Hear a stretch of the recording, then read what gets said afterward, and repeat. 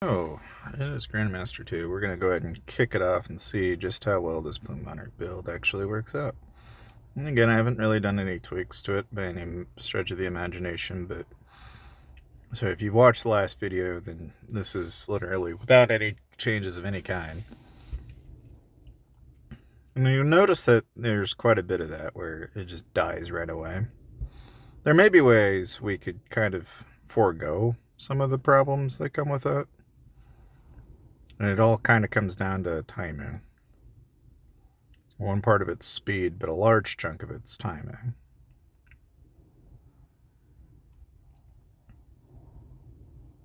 But even there, you can see how we put up a fight, at least. A lot of different types of builds that we've seen so far kind of vary.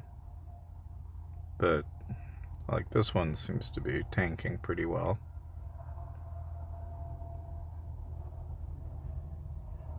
And so far, that is.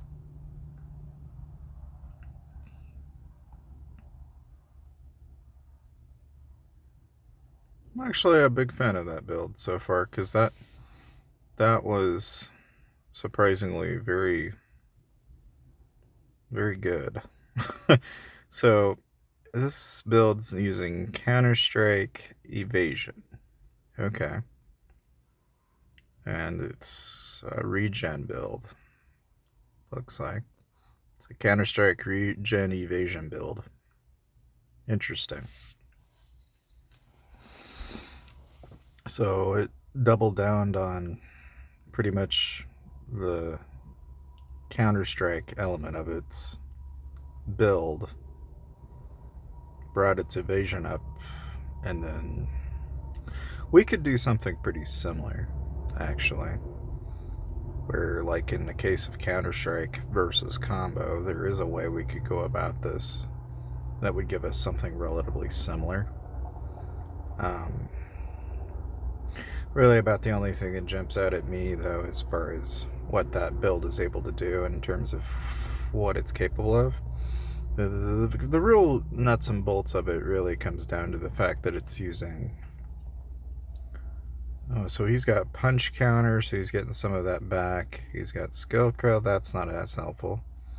Now, I am kind of curious what the artifact in this scenario in the nebula. I'll be curious as to how well that actually works out for him with alien dimension in that equation. It'll just kind of make you wonder. But anyway, so now we've got a couple left. Let's go ahead and take on the top and see what the top player's running here. It's probably a burst build, if I had to guess. Oh, interesting. It, like, I don't exactly know what happened there. Let's look at that. So, oh, he's got evasion combo and a crit rate. Ew, interesting. A lot of these builds seem to kind of develop like a flavor of evasion in their build to kind of counteract. Noticeably lower combo, though, but that seems to work out when applied that way. Okay, well, that's fine. I mean, if, let's say, for example, you want comparable evasion, right? I mean, really about all you gotta do is go into the talent tree, and we're, like, here we're focusing in on healing, right? And we're just basically reset this, go into quick upgrade, and quick upgrade, and then obviously just pick up your attack speed, and your combo damage, and make sure you get your crit damage as well. And then rather than dump it into like something like, like the other stat, what you do is you actually dump that into evasion is what you do. And so like here you can see that evasion is an option for 10. You also can get evasion over in Fury as well. And I believe there's even a couple of other locations where you can pick it up. I know it's in the Sork tree as well. You got like a couple of places where you can pick up. You could pick it up even in here if you wanted to. I mean, you've got plenty of choices as far as how you want to go about getting to that evasion. You know, it's like you're not going to be strictly limited. But I will say that as far as like in the actual tabs themselves, you'll notice that like at least when looking for something like evasion in particular, you're going to find that it's not as easy to find on the main tabs, and that's just because it's part of the joy of being an archer, I guess. But in this case, we'll go ahead and we'll quick upgrade to it, and then we'll go up to like 10, and then we'll go over and do the same thing. But as you might imagine, you know, because you can only go up to so many trees, you'll have to go over into the, you know, so like in the Fury tree, we don't have that luxury, but, you know, so like there, we've got the 10%, and we'll just go ahead and throw what left in there. But when you do that, I mean, basically now you'll see that our, you know, we still have the core tenets of our stats from before, but now what we've done is we've actually brought in our evasion stat up to 80. And then if I wanted to make my evasion any more ridiculous, I mean, really about all I'd need to do, I guess, is,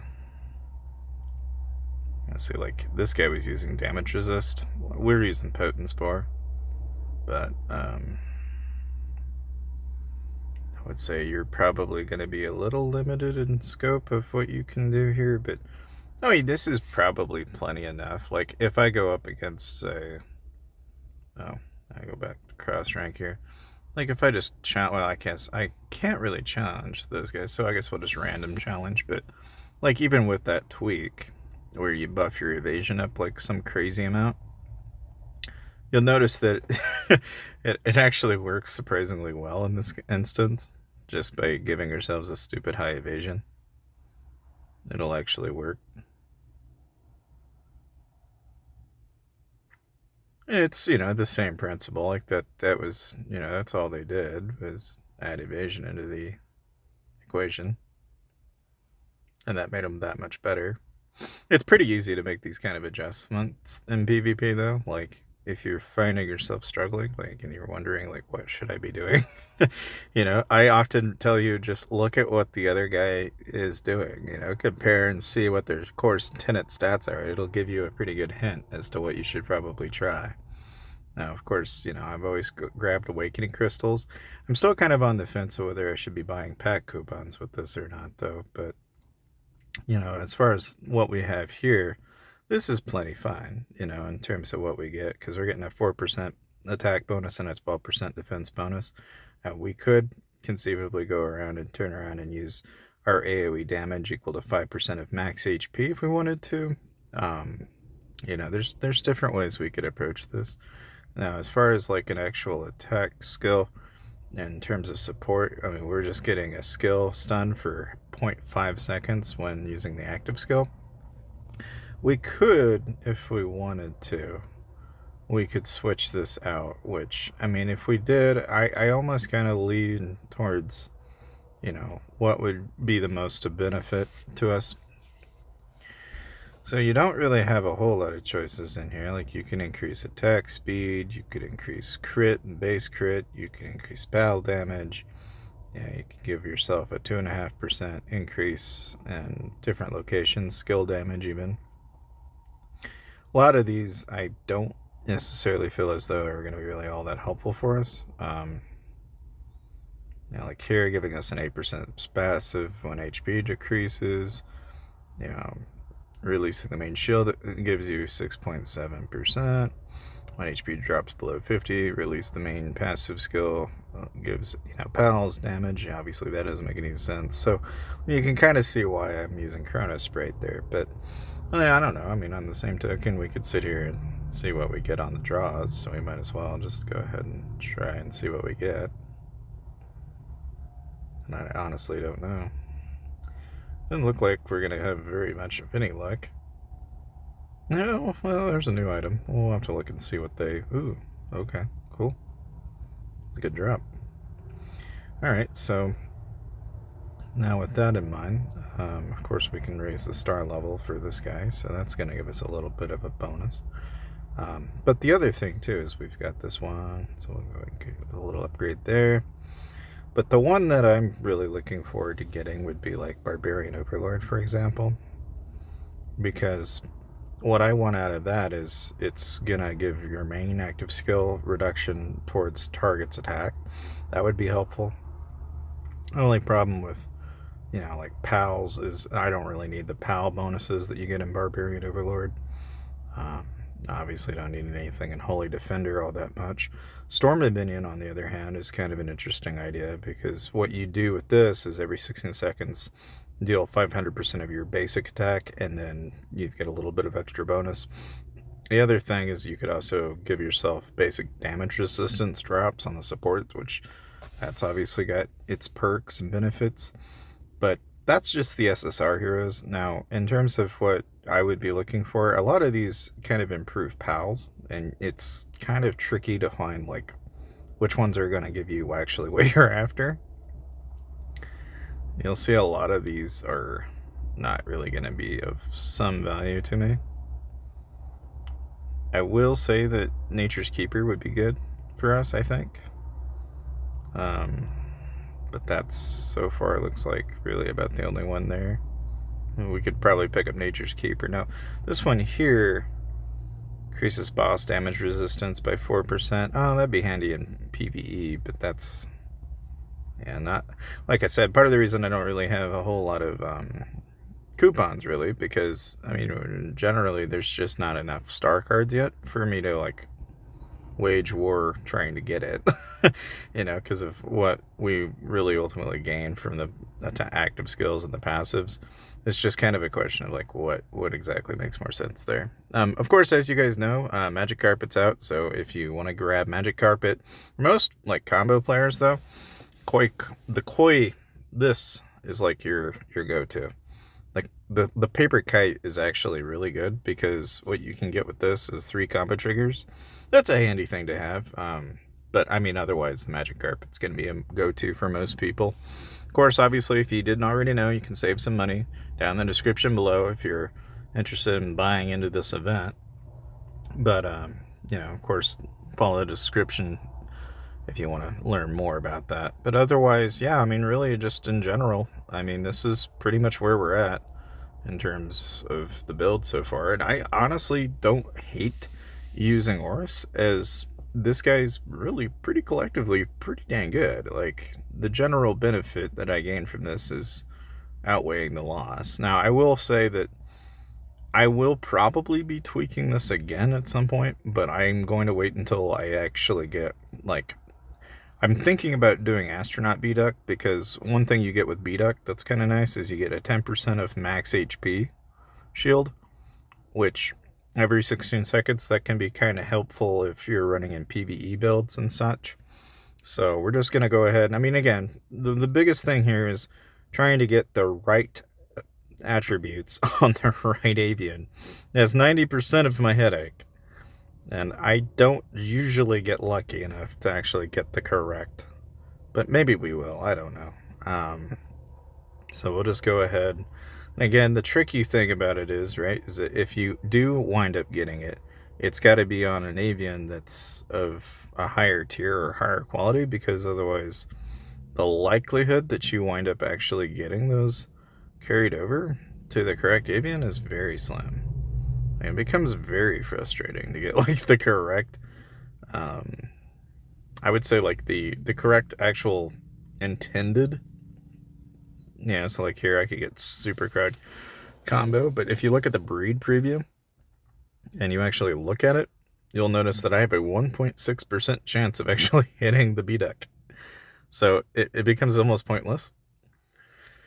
So you have to look for other players with the B-Duck in order to actually be able to, so like here, this guy's got a B-Duck, but it's a reflect version of the B-Duck. Not as handy, but, again, it's noteworthy enough. Now, like this does have what I want, so we have 100% chance. Let's go, and that's really kind of the nitty gritty of that, is just trying to get the correct stats on these avians, more or less. Of course, making sure to go out and do your mines, make sure you get all your extra items, because it's just like anything,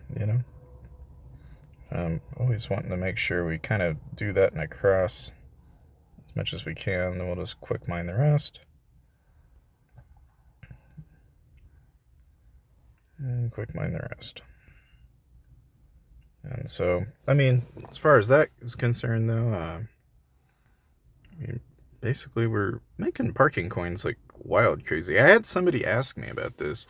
They were like, why is it that somebody's got like a stupid high parking like stat against me? Like, what am I doing wrong? And it's one part remodeling points, and the other part is actually the upgrades on the decorations themselves. So it's kind of a tricky question, but what you basically need to be doing every day is picking up remodeling guides.